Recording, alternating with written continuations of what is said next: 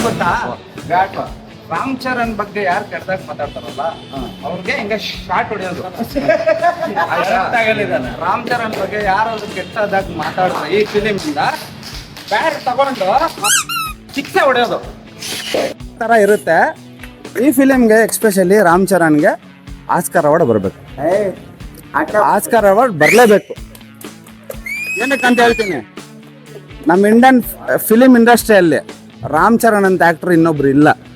ಎಷ್ಟೇ ಜನ ಬರ್ಬೋದು, ರಾಮ್ ಚರಣ್ ಅಂತ ಆ್ಯಕ್ಟ್ರ್ ಇನ್ನೊಬ್ರು ಹುಟ್ಟಲ್ಲ, ಬರೋದಿಲ್ಲ. ಅಪ್ಪನ ಹೆಸರು ಉಳಿಸೋನು ರಾಮ್ ಚರಣ್ ಮಾತ್ರ.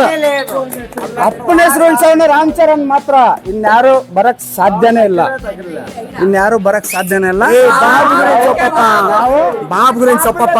Mega power star, power king, power star Pawan Kalyan fans association ಇಂದ ಮಾತಾಡ್ತಾ ಇರೋದು.